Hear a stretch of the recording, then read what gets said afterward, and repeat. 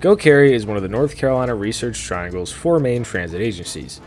Being the smallest of the 4, it's constantly restricted by the car-centric and sprawly design of Cary and a lack of public interest from many of its higher-class residents, who make up a large part of the town's population. Cary is one of the sprawliest towns in North Carolina, yet many people still rely on Go Cary as it continues to grow and fight against the town's car-centric nature, with ridership continuing to increase and improvements constantly being implemented. In 2019, before COVID-19, ridership was recorded around 225,000 people.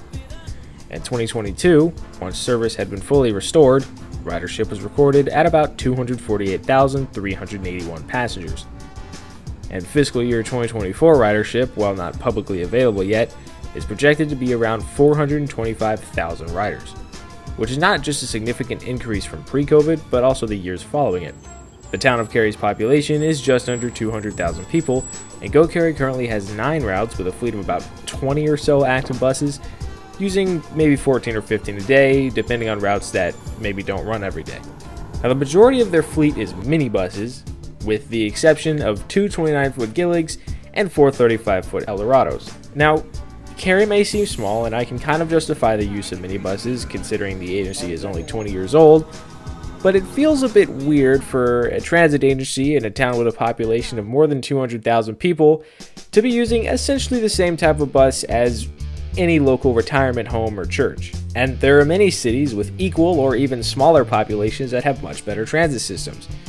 There's tons of cities in California that have populations around 60,000 or 70,000. I set myself up for that one. That have transit agencies that are way better than Cary's. A good example is Santa Cruz. They have, I don't know how many fixed routes, but I know I got to visit there earlier this year, and they use, completely just regular transit buses. They have some 35 foots, but all of their newer buses are 40 foots. They even have articulated buses. Now, yes, it's a college town, but there's other towns within Southern California and the Bay Area that are also in a very similar situation with agencies that are much better than Cary's. But the difference is these towns are very dense and have few suburbs within the city limits, and whatever suburbs do exist aren't super windy and twisty and hard to get around like the ones here. See, this town border right here, all this is a mess. That central kind of northeastern bit there, that's the only area that Go Cary serves. And because of how wide and uneven the parameters are, half the town, primarily West Cary, doesn't have a fixed route within a 30-minute walking distance. Now, Go Cary is slowly growing closer and closer to some unreached surrounding areas that could probably use transit. In Go Cary's most recent service changes, which occurred on the 1st of November, they worked toward expanding service to more people by adding 2 new routes. These new routes are the 9, which runs between Cary and downtown Apex, a neighboring town, as well as Route 2, which runs between Cary and the North Carolina State University West Campus, which is generally in the fairgrounds area directly between Cary and downtown Raleigh. Surprisingly, these are the first new routes that are operated by Go Cary that have been added since the downtown loop in June of 2024, and the first non-loop, point A to point B, fixed routes added since January of 2021, when Go Cary introduced the 7, Weston Parkway, the Apex Cary Express, which the 9 has replaced, and the now defunct 8, which used to serve a bunch of medical facilities and senior centers, which is pretty much why this route doesn't exist anymore. While these new routes are still going to be useful, I feel like the agency's money and time would have been better invested into service for West or South Cary, but at least a feasibility study is being done on a microtransit service for West Cary. And yes, that's how big the town is. It needs an entire separate microtransit system for a section of the town.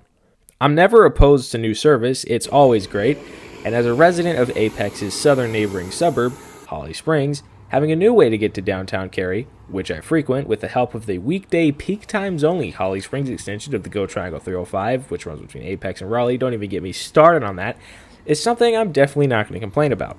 However, after riding one of the first runs of both of these routes, improvement is already needed. The 9 especially felt pretty unfinished when I rode it. With all the time they had to plan, which I would assume has been at least about a year, you'd think they'd be able to at least put signs for the bus at all the stops, but that's not the case here. Most stops that weren't already served by other bus routes had signs and concrete landing pads, but stops like its own terminus, Apex Town Hall, did not have signage for the 9, which can make things confusing for passengers without a phone or who aren't too tech savvy. And the best part is, this local route has express sections. No, they don't go on a highway or anything like that. They're just express sections, because, nobody's going to go to and from here, and definitely not here. And to make matters worse, I guess, it has a deviation that's only stop is at the very end of the deviation, even though it runs right next to a neighborhood. But, with all that being said, I completely understand that there are likely reasons, maybe not great reasons, but reasons behind these decisions. And supposedly new stops will be added in the near future. A decent amount of the route is 2-lane roads with no sidewalks, which makes the lack of stops there make a little bit of sense, as all new Go Cary stops must be sidewalk accessible and have concrete landing pads so that, for example, someone in a wheelchair isn't just chilling in the mud waiting for the bus, which I completely understand. But there are still a few areas along these roads that do have sidewalks and fairly large-scale developments or businesses. I'd be perfectly fine with this route if it just had better stop placement and was more intact on the first day.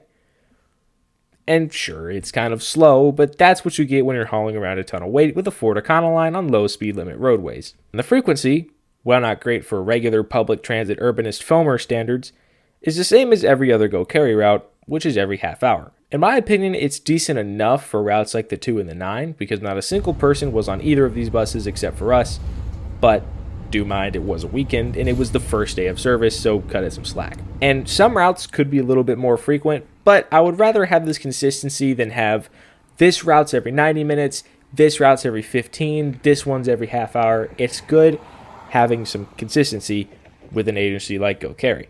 As for the 2, honestly, I don't really have any problems with it. The stop placement is decent, it's fairly straightforward, and the destination and routing makes sense.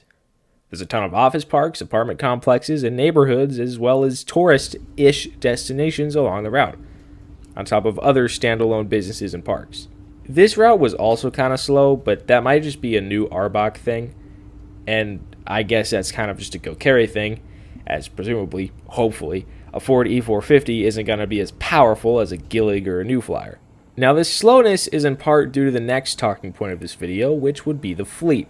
For some background, before Go Cary became Go Cary in 2016, they were called C-Tran for Cary Transit. C-Tran started out in August of 2001 when they were introduced as a door-to-door service within Cary for seniors and people with disabilities. In 2002, they were open to the public, and by 2006, a fixed route system had been approved with 5 routes running throughout Cary. Of course, at this time, it was a small agency, smaller than it is now, and I fully understand why their fleet was made up of minibuses at that time. And honestly, these Johns were kind of cool. Yeah, they're high floor and impractical, and from an urbanist standpoint, I guess I'm glad they don't have them now, but in mid-2000s context, I don't hate them. But like I said, they're not practical or very accessible, and their capacity isn't awesome.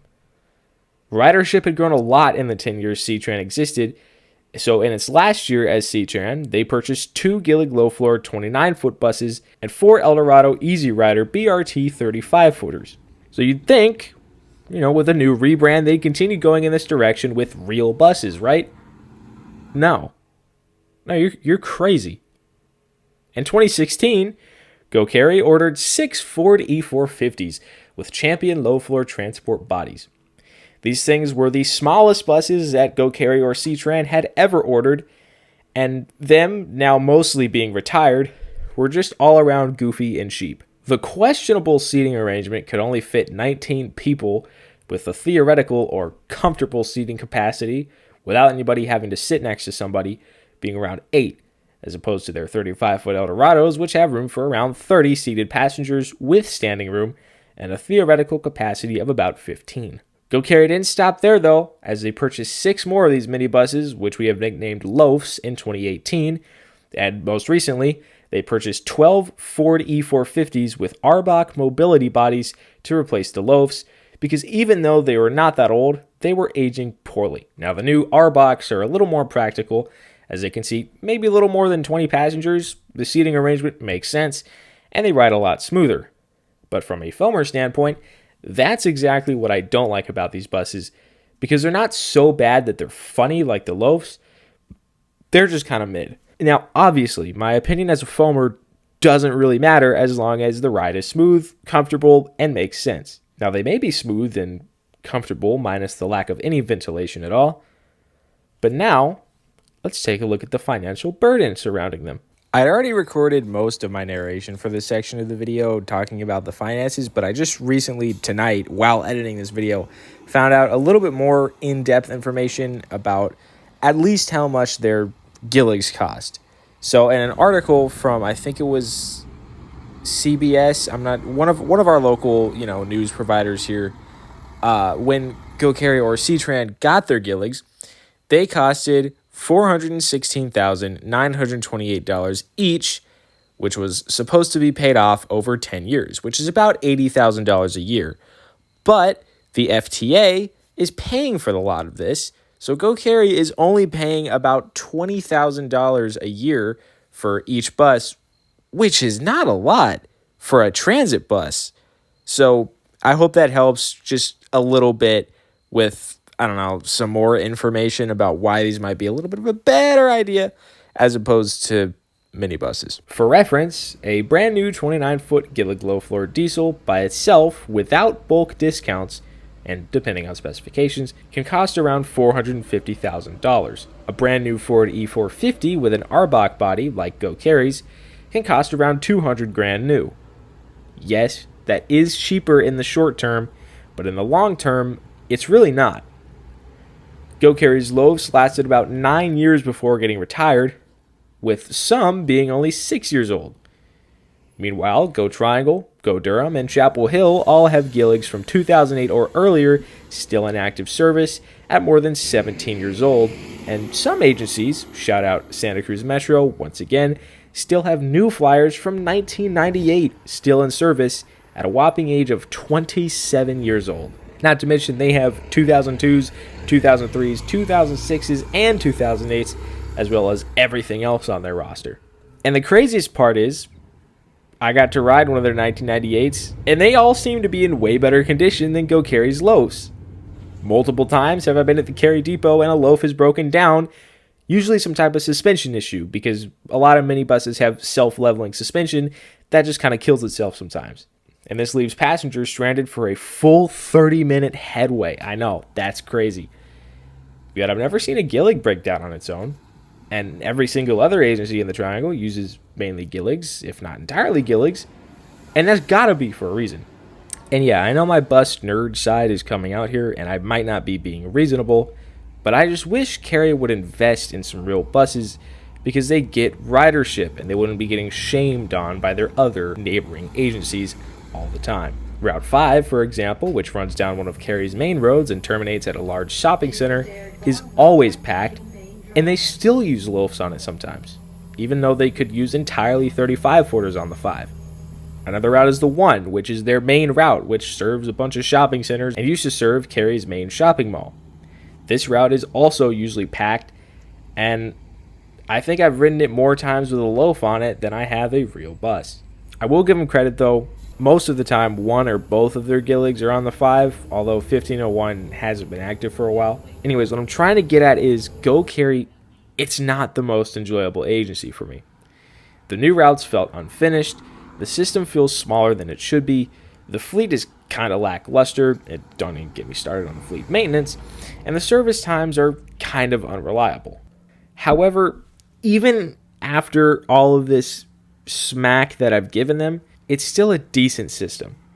When I was younger, I always pictured Cary as a snobby rich town, and I would have never guessed that they would have any sort of public transit. But that's not the case. It does. And it totally couldn't. The people who work for it are nice, the infrastructure is pretty good, the frequency is okay for the majority of the system, and it's a good method of transport for getting around Cary, whether it be for recreation, school, work, or just being a foamer like me. So there wasn't really a point to that whole video, but I just wanted to address Go Cary and some opinions I had on it, and I hope that it was somewhat enjoyable for at least some of you. Thanks for watching. Maybe I'll do more long-form content. Who knows? We'll see. This is either going to get 12 views or like 800. So y'all be the deciding factor on that. Thanks for watching. I'll see you in the next one.